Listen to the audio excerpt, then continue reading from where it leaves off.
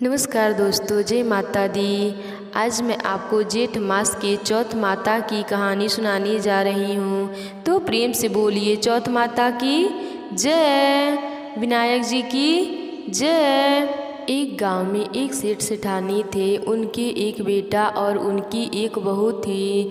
वह बर्तन मांजकर पानी डालने नीचे जाती तो अड़ोस पड़ोस की औरतें उससे पूछा, आज खाने में क्या खाया? तो वह कहती, बासी कुसी तरबासी।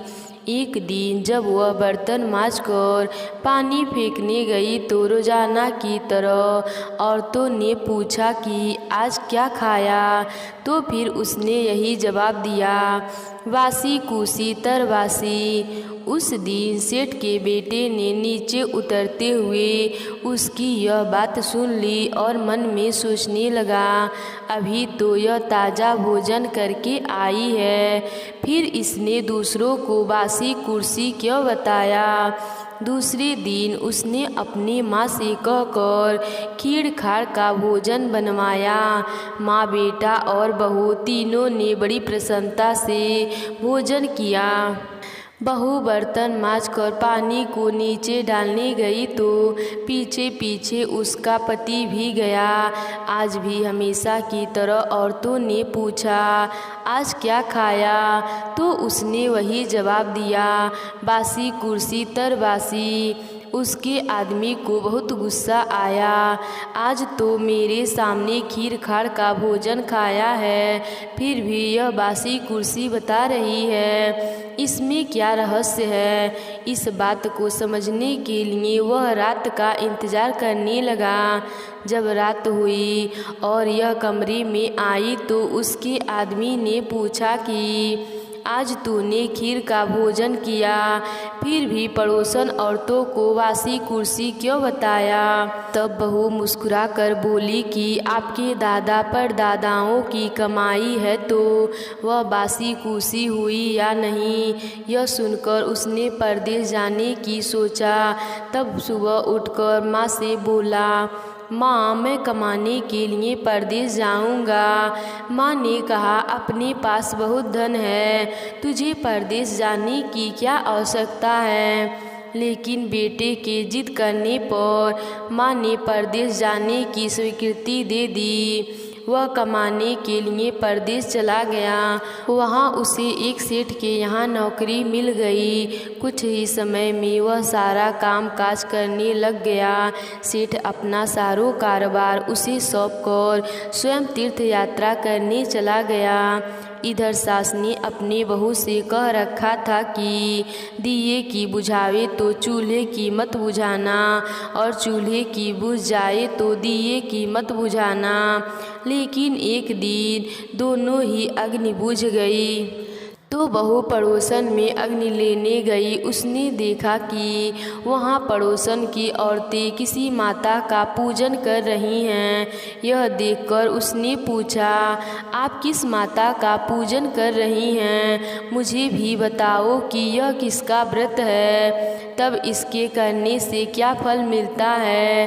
तो उनमें से एक बोली, हम चौथ माता का व्रत व पूजन कर रही हैं। बिछड़े का मिलन होता है, निपुत्री को पुत्र प्राप्त हो जाता है। इस प्रकार बहू ने कहा कि मेरे भी पति को परदेश गए काफ़ी समय हो गया है, मैं भी चौथ माता का व्रत करना चाहती हूँ, लेकिन मेरी सास मुझे बाहर आने नहीं देती।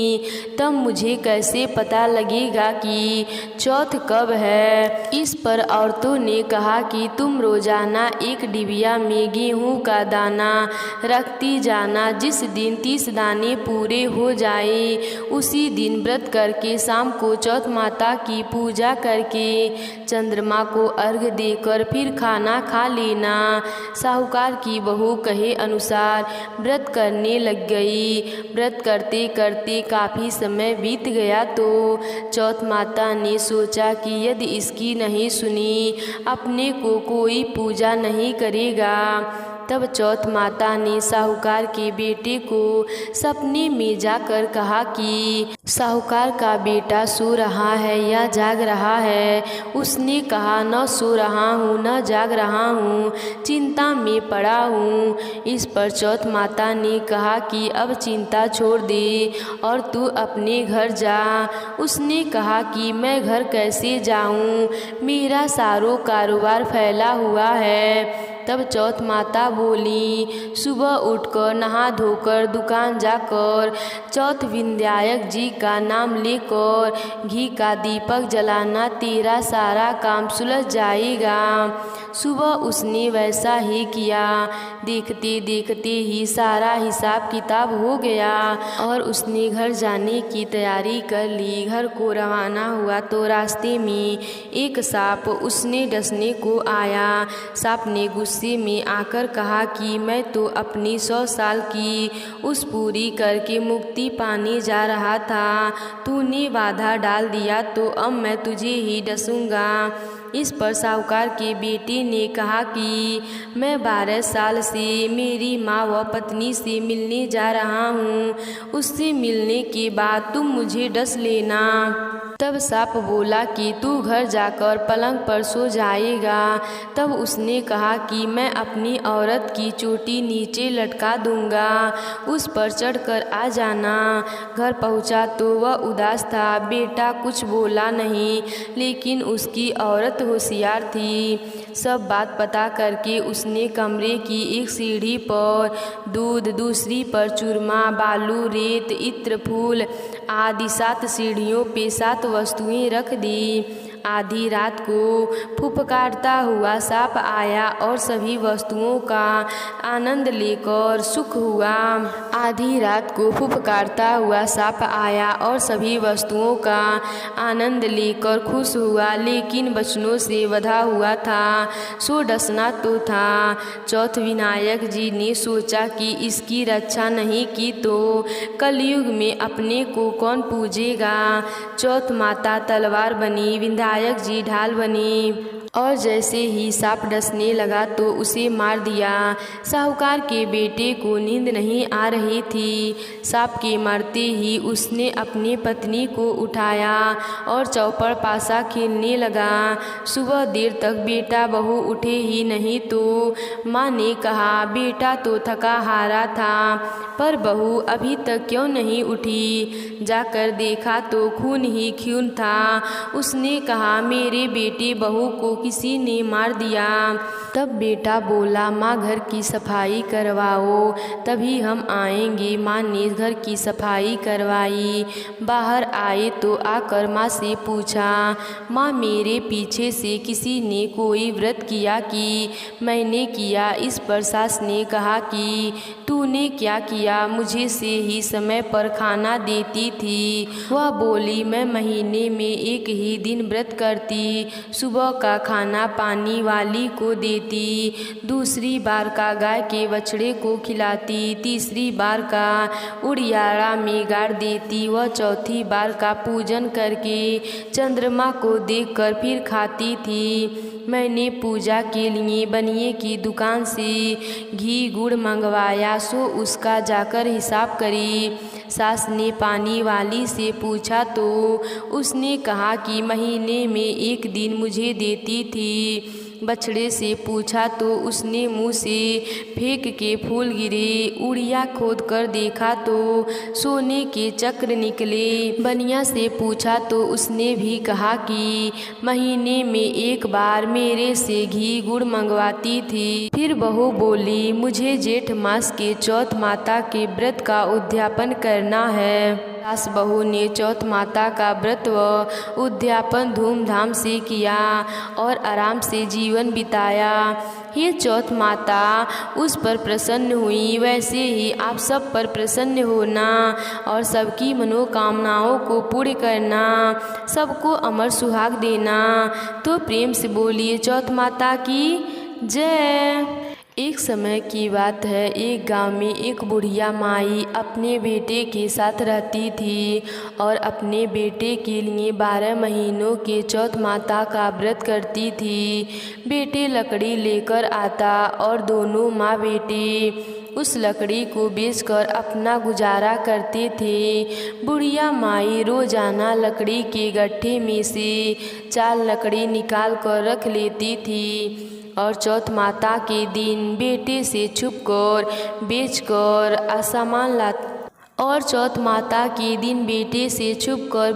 सामान लाती थी और 5 पुए बनाती थी। एक पुआ गणेश भगवान जी को, एक चौथ माता को चढ़ाती थी, एक ब्राह्मण को और एक अपने बेटे को खिलाती थी और एक पुआ खुद खा लेती थी। एक चौथ माता के दिन बेटा अपने पड़ोसन के घर गया। वह पुआ बना रही थी। जब उसने पूछा, आज क्या है जो पुआ बना रही हो? तब वह बोली, मैं तो आज ही बना रही हूँ, पर तुम्हारी माँ तो हर चौथ को पुए बनाती है। तब बेटा अपने माँ से जाकर पूछा, माँ तू रोज़ पुए बनाती है, मैं तो इतनी मेहनत से कमाता हूँ। बुढ़िया माई बोली, मैं चौथ माता का व्रत रखती हूँ, इसीलिए पुए बनाती हूँ। बेटा बोला, माँ या तो तू मुझे रख ले या तो चौथ माता के साथ रह। माँ बोली, बेटा मैं तो तेरे लिए ही चौथ माता का व्रत रखती हूँ, इसीलिए मैं तुझे छोड़ सकती हूँ, पर चौथ माता को नहीं। जब बेटा घर से जाने लगा तब बुढ़िया माई बोली, बेटा तू जा ही रहा है तो यह चौथ माता की आके लेते जा। जहाँ संकट आए वहाँ चौथ माता का नाम ले लेना तो संकट दूर हो जाएगी। बेटा ने सोचा, बात झूठी है लेकिन ले लेता हूँ, इसे ले चलने में क्या बुराई है। वह जाने लगा। थोड़ी ही दूर पहुंचा तो उसने देखा कि खून की नदी बह रही है, कहीं सीधे रास्ते नहीं मिल रहा है। उसने आँख पूर कर बोला, चौथ माता अगर तू सच्ची है तो रास्ता हो जाए। ऐसा कहते ही झट से रास्ता मिल गया। वह आगे चल गया। जाते जाते एक राजा की नगरी में पहुंचा।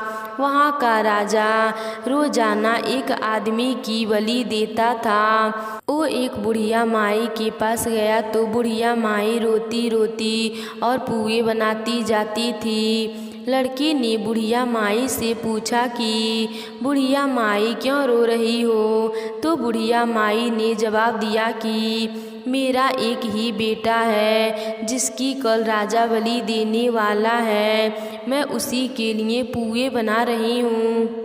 ओ बोला, बुढ़िया माई अपने बेटे की जगह मुझे पुए खिला दो तो मैं उसकी जगह बलि चढ़ जाऊंगा।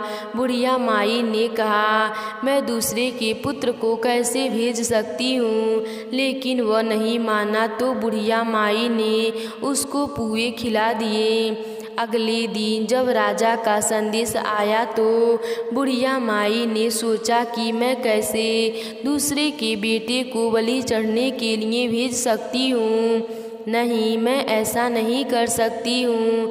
लेकिन बाहर की आवाज़ सुनकर वह बाहर आ गया और राजा के आदमियों के साथ चल गया। वहाँ मटकी बनाने वाले आव बन रहा था। वहाँ उन सब ने मिलकर उस आदमी को आव में डाल दिया। वह आंखें पूर कर आव में बैठ गया और एक ही दिन में आव पक गया और मिट्टी के घड़े सोने चांदी के बन गए। वहाँ एक जमींदानी झाड़ू लगा रही थी। तब झाड़ू से एक कंकड़ उछलकर उन बर्तनों से जा टकराया। तब जमींदानी ने राजा को जाकर बताया कि आपका आव तो पक गया है। तब राजा ने सोचा कि आव तो 8 दिन में पकता है, आज एक ही दिन में कैसे पक गया। जब राजा जाकर देखा तो वहाँ पर तो मिट्टी के बर्तन की जगह हीरे मोती से भरा घड़ा कलश हो गया है। अंदर से आवाज़ आई कि धीरे से उतारो, अंदर आदमी है। आवाज़ को सुनकर राजा के आदमी डर गए कि अंदर कौन सा भूत प्रेत आ गया। फिर वह बोला, डरो मत, मैं तो सिर्फ एक आदमी हूँ जिसको तुमने अंदर चुना था। उन्होंने देखा तो अंदर हरे हरे ज्वार उग रहे थे। राजा ने पूछा कि तू अंदर जीवित कैसे बच गया? तब उसने बताया कि मेरी माँ चौथ माता का व्रत करती है। जब मैं घर से निकला था तब मेरी माँ ने आंखें दिया था। मैं उन्हीं को पूर कर बैठ गया और चौथ माता के कारण ही बच गया। राजा ने अपने बेटी की शादी उस लड़के से कर दी और बहुत सा धन दौलत देकर विदा किया। बुढ़िया का बेटा अपने पत्नी के साथ घर आ गया और अपनी माँ से माफ़ी मांग ली। हे चौथ माता, जैसे कृपा आपने उसके पुत्र पर करी वैसे ही सबके पुत्र पर करना। तो प्रेम से बोलिए चौथ माता की जय। एक गांव में देवरानी जेठानी रहती थीं। जेठानी अमीर थी और देवरानी गरीब थी। देवरानी गणेश जी की भक्त थी। देवरानी का पति जंगल से लकड़ी काट कर बेचता था और अक्सर बीमार रहता था। देवरानी जेठानी के घर का सारा काम करती और बदले में जेठानी को बचा हुआ खाना, पुराने कपड़े आदि उसको दे देती थी। इसी से देवरानी का परिवार चलता था। चौथ व्रत आने पर देवरानी ने चौथ का व्रत किया। 5 आने का तिल व गुड़ लाकर तिलकूटा बनाया। पूजा करके चौथ माता की कथा कही सुनी और तिलकूटा छीले में रख दिया और सोचा कि चांद उगने पर पहले तिलकूटा और उसके बाद ही कुछ खाएगी। कथा सुनकर वह जेठानी के यहाँ चल गई। खाना बनाकर जेठानी के बच्चों से खाना खाने को कहा तो बच्चे बोले, माँ ने व्रत किया है और माँ भूखी है। जब माँ खाना खाएंगी हम भी तभी खाएंगे। जेठानी को खाना खाने को कहा तो जेठानी बोली, मैं अकेला। जेठ को खाना खाने को कहा तो जेठ बोले, मैं अकेला नहीं खाऊंगा। जब चांद निकलेगा तब सब खाएंगे, तभी मैं भी खाऊंगा। जेठानी ने उससे कहा कि आज तो किसी ने भी अभी तक खाना नहीं खाया, तुम्हें कैसे दे दूं? तुम सुबह सवेरे ही बचा हुआ खाना ले जाना। देवरानी के घर पर पति बच्चे सब आस लगाए बैठे थे कि आज तो त्योहार है, इसीलिए कुछ पकवान आदि खाने को मिलेगा। परंतु जब बच्चों को पता चला कि आज तो रोटी भी नहीं मिलेगी तो बच्चे रोने लगे। उसके पति को भी बहुत गुस्सा आ गया। कहने लगा, सारा दिन काम करके भी 2 रोटी नहीं ला सकती हो, काम क्यों करती हो? पति ने गुस्से में आकर पत्नी को कपड़े धोने वाले धोबने से मारा। धोबना हाथ से छूट गया तो पाटे से मारा। वह बेचारी गणेश जी को याद करती हुई रोते रोते पानी पीकर सो गई। उस दिन गणेश जी ने देवरानी के सपने में आए और कहने लगे, धोबने से मारी पाटे से सो रही है या जाग रही है? वह बोली, सो रही हूँ, कुछ जाग रही हूँ। गणेश जी बोले, भूख लगी है, कुछ खाने को दे। देवरानी बोली, क्या दूँ? मेरे घर में तो अन्न का एक दाना भी नहीं है। जेठानी बचा कुचा खाना देती थी, आज वह भी नहीं मिला। पूजा का बचा हुआ तिलकूटा छीले में पड़ा है, वही खा लो।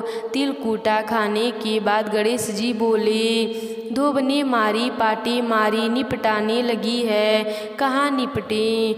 वह बोली, यह पड़ा घर, जहाँ इच्छा हो वहाँ निपट लो। फिर गणेश जी बच्चे के तरह बोले, अब कहाँ पहुँचूँ? नींद में मग्न अब देवरानी को बहुत गुस्सा आया कि कब से तंग किए जा रहे हैं। सो बोली, मेरे सर पर पोंछो और कहाँ पोंछेंगे। सुबह जब देवरानी उठी तो यह देखकर हैरान रह गई कि पूरा घर हीरे मोती से जगमगा रहा है। सिर पर जहाँ विनायक जी पोंछनी कर गए थे वहाँ हीरे के टीके व बिंदी जगमगा रही हैं। उस दिन देवरानी जेठानी के यहाँ काम करने नहीं गई। बड़ी देर तक राह देखने के बाद जेठानी ने बच्चों को देवरानी को बुलाने का भेजा। जेठानी ने सोचा कल खाना नहीं दिया, इसीलिए शायद देवरानी बुरा मान गई। बच्चे बुलाने गए और बोले, चाची चलो, माँ ने बुलाया है, सारा काम पड़ा है। देवरानी ने जवाब दिया, अब उसकी ज़रूरत नहीं है, घर में सब भरपूर है गणेश जी के आशीष से। बच्चों ने घर जाकर माँ को बताया कि चाची का तो पूरा घर हीरे मोती से जगमगा रहा है। जेठानी दौड़ती हुई देवरानी के पास आई और पूछा कि यह सब कैसे हुआ। देवरानी ने उसके साथ जो हुआ सो कह डाला। घर लौटकर जेठानी अपने पति से कहा कि आप मुझे धोबने और पाटे से मारो। उसका पति बोला कि भली मानस, मैंने कभी तुम पर हाथ भी नहीं उठाया, मैं तुम्हें धोबने और पाटे से कैसे मार सकता हूँ। वह नहीं मानी और जिद करने लगी। मजबूरन पति को उसे मारना पड़ा।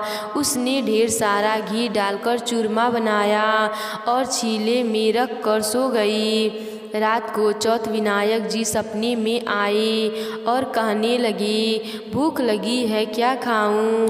जेठानी ने कहा, हे गणेश जी महाराज जी, मेरी देवरानी के यहाँ तो आपने सूखा तिल कूटा खाया था, मैंने तो झर के घी का चूरमा बनाया आपके लिए, छीके में रखा है, फल और मेवे भी रखे हैं, सो चाहे खा लीजिए। बाल स्वरूप गणेश जी बोले, अब कहाँ निपटें। जेठानी बोली, उसके यहाँ तो टूटी फूटी झोपड़ी थी, मेरे यहाँ तो कंचल में महल है, जहाँ चाहो निपटो। फिर गणेश जी ने पूछा, अब कहाँ पोंछूं। जेठानी बोली, मेरे ललाट पर बड़ी सी बिंदी लगा कर पोंछ लो। धन की भूखी जेठानी सुबह बहुत जल्दी उठ गई। सोचा घर हीरे जवाहरात से भर चुका होगा, पर देखा तो पूरे घर में गंदगी फैली हुई थी, तेज बदबू आ रही थी। उसके सिर पर भी बहुत सी गंदगी लगी हुई थी। उसने कहा, हे गणेश जी महाराज जी, यह आपने क्या किया। मुझसे रूठे और देवरानी पर टूटे। जेठानी ने घर और की सफाई करने की बहुत ही कोशिश करी, परंतु गंदगी और ज़्यादा फैलती गई। जेठानी के पति को मालूम चला तो वह भी बहुत गुस्सा हुआ और बोला, तेरे पास इतना सब कुछ था, फिर भी तेरा मन नहीं भरा। परेशान होकर चौथ के गणेश जी से मदद की विनती करने लगी।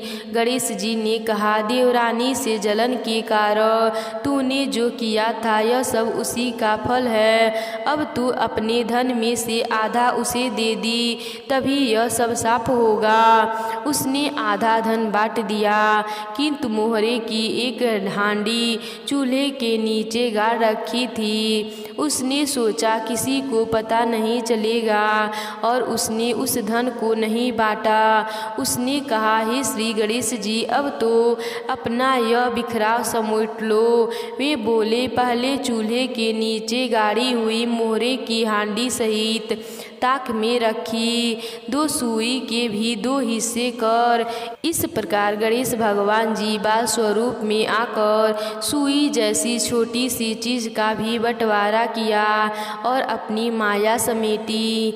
हे गणेश जी महाराज जी, जैसे आपने देवरानी पर कृपा की वैसे सब पर करना। कहानी कहने वाले, सुनने वाले व हुंकार भरने वाले सब पर अपनी कृपा बनाए रखना। जिस प्रकार जेठानी को सजा दी वैसे किसी को मत देना। तो प्रेम से बोलिए चौथ माता की जय, विनायक जी की जय। एक बार इंद्र समेत सभी देवतागण भगवान शिव के पास अपने संकटों को दूर करने की प्रार्थना लेकर पहुँचे। तब भगवान शिव के दोनों पुत्र कार्तिकेय और गणेश जी वहीं मौजूद थे। तब भगवान शिव ने उन दोनों से पूछा कि कौन सबसे पहले देवताओं की विपदा को दूर कर सकता है। तो दोनों ने ही कहा कि वे समक्ष हैं। तब भगवान शिव को एक युक्ति सूझी। उन्होंने अपने पुत्रों से कहा कि इसके लिए पहले परीक्षा देनी होगी। शिव जी ने कहा कि जो सबसे पहले इस पृथ्वी की परिक्रमा करके हमारे पास आ जाएगा उसे ही देवताओं का संकट दूर करने के लिए भेजा जाएगा। परीक्षा की बात सुनकर भगवान कार्तिकेय अपने वाहन मयूर पर सवार हो गए और पृथ्वी से आज्ञा लेकर पृथ्वी की परिक्रमा के लिए निकल पड़े। उधर गणेश जी बड़े ही सोच में पड़ गए कि उनका वाहन मूषक है, इससे पूरी पृथ्वी की परिक्रमा संभव नहीं है। तब गणेश जी ने मन में एक विचार आया। वे झट से अपने स्थान से उठे। फिर वे हाथ जोड़कर अपने माता पिता भगवान शिव और माता पार्वती की 7 बार परिक्रमा किए। उसके बाद अपने स्थल पर आकर बैठ गए। सभी देवी देवताओं यह देखकर आश्चर्य में पड़ गए। कुछ समय बाद कार्तिकेय भी पृथ्वी की परिक्रमा करके कैलाश पर्वत पर आ गए, स्वयं को विजेता घोषित करने लगे। इस बीच शिव जी ने गणेश जी से पूछा कि तुमने पृथ्वी की जगह अपने माता पिता की परिक्रमा क्यों की। इस पर गणेश जी ने कहा कि माता पिता के चरणों में ही समस्त लोक बसता है। छोटे पुत्र का उत्तर सुनकर शिव जी बड़े प्रसन्न हुए। उन्होंने गणेश जी को देवताओं का संकट दूर करने के लिए भेज दिया। महादेव ने गणेश जी को वरदान दिया कि जो भी व्यक्ति चतुर्थी के दिन तुम्हारी पूजा करके रात्रि में चंद्रमा को अर्घ देगा उसके सभी पाप मिट जाएंगे, विपदाएं दूर होगी और मनोकामनाएं पूरी होगी, जीवन में सुख और समृद्धि में वृद्धि होगी। इस व्रत कथा को सुनने के बाद गणेश जी और चौथ माता की पूजा अवश्य करें। हे चौथ माता और हे विनायक जी, आप सबके जीवन में सुख और समृद्धि भरिएगा। तो प्रेम से बोलिए चौथ माता की जय, विनायक जी की जय।